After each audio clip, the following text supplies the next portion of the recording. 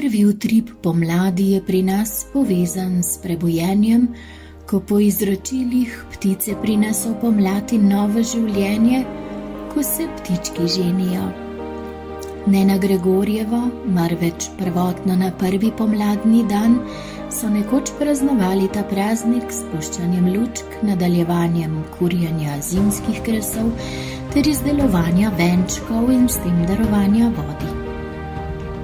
Ta trenutek v letu zaznamuje spočetje boginje in sveta Zaroka, saj čez 9 mesecev praznujemo novo rojstvo sonca.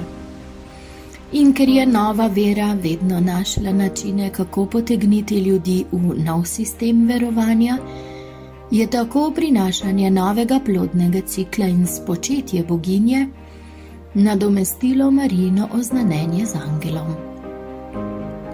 O prebujenju pomladi in šegah ob enakonočju teče beseda v enem izmed prejšnjih videov.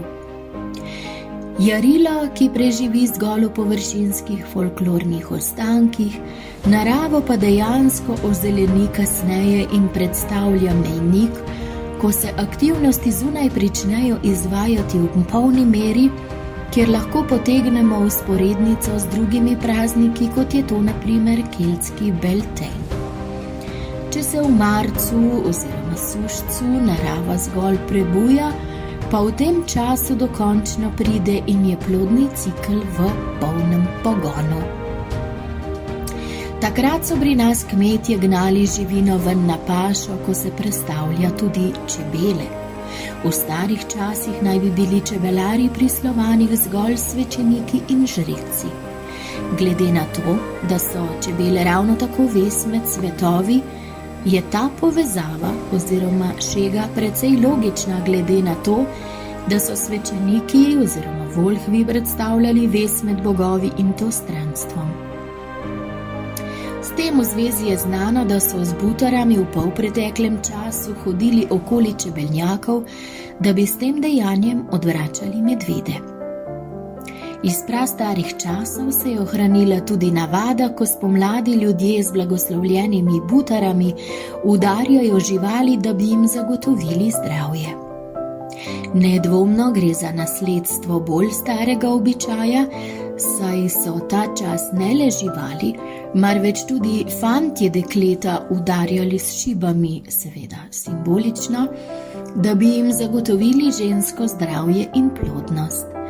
Magična moč novega zelenja rastlin se z dotikom prenese na človeka, ki v njemu prebudi novo rast in zaščito.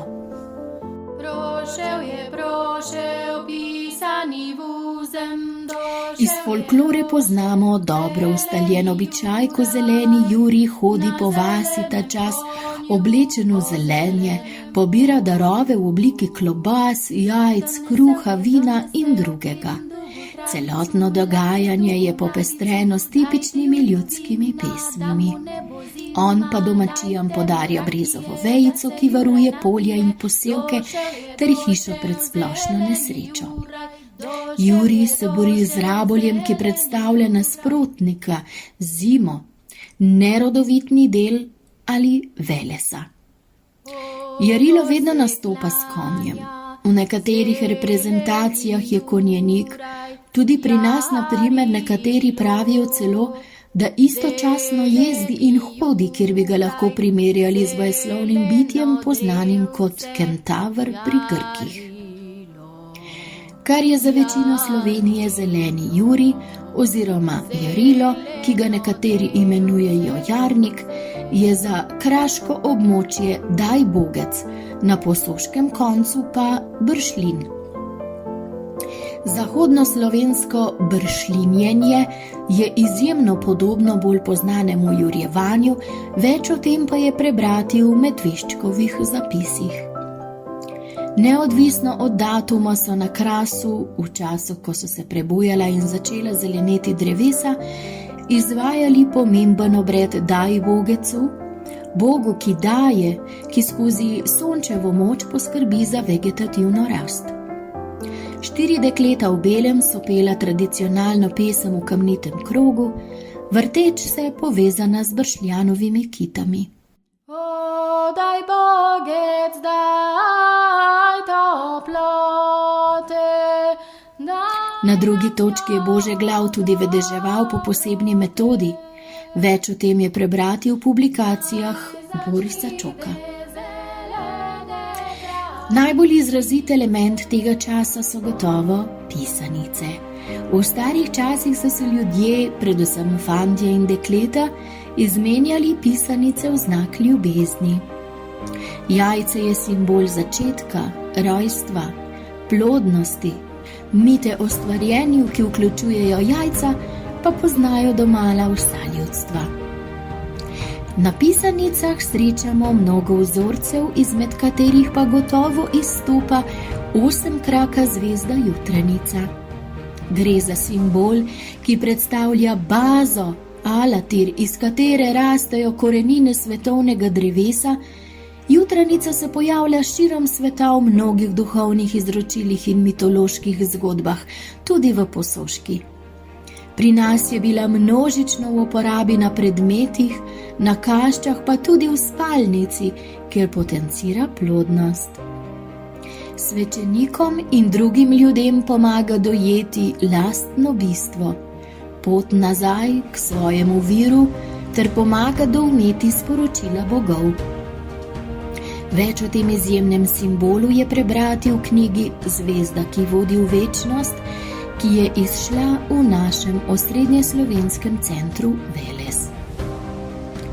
Čas ob koncu aprila oziroma malega travna ponuja več dogodkov za druženje po starodavnih izročilih.